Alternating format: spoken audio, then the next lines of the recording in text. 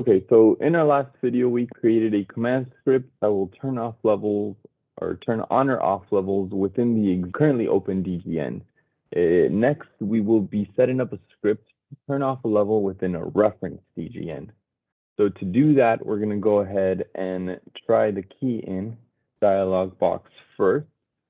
And in the key in dialog box, we're going to type in reference level.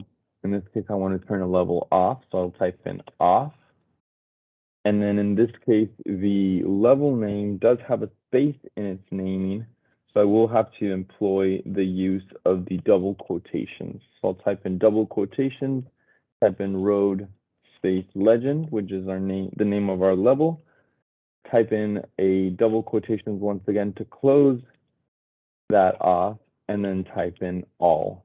So once I hit enter, it'll go ahead and select everything.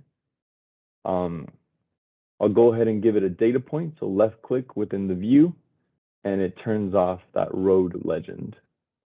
Okay, so now that we know that this works, we're going to go ahead and create a new command file. To do that, we're going to go back into the batch process dialog box, create the new, or select the create new command file button, scroll back over to our new command script. And in this case, we're turning off level from a reference. So I'm gonna name this command file turn off ref level. Okay, we're gonna go ahead and click on save. And we're gonna go in and type our key in. In this case, it'll be the reference levels off road legend is the name of the level. Close that double parentheses and then type in all. If I wanted to do this just for a particular view, you could type in cell view. In this case, we're in view 1, so you could type in cell view 1. If you, in this case, since I really only have something in view 1, we could leave it like that, or we can do cell view all. So I'll go ahead and do cell view all.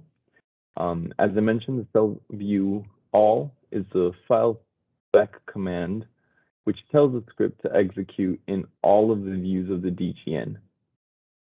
Okay, so let's go ahead, and the next thing, I do want to make sure that once I turn off that reference level road legend, so to fit the view, I'm going to go ahead and use the following key in, which is fit view extended.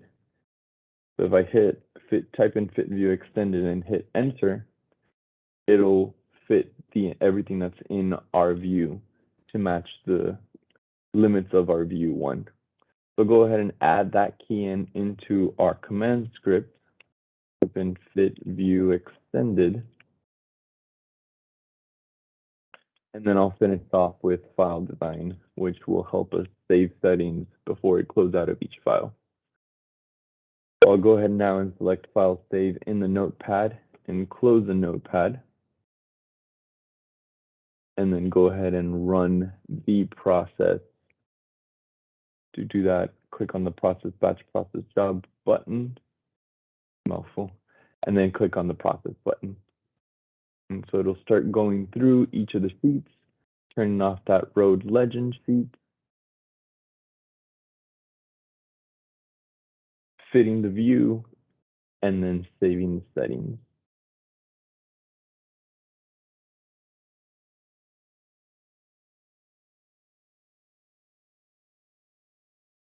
So this is a great tool to use, especially if you're not employing the motif option, and you have a whole bunch of references in each of your DGNs. This is a good way to go through each of them and make sure you're turning off the correct levels each and every time.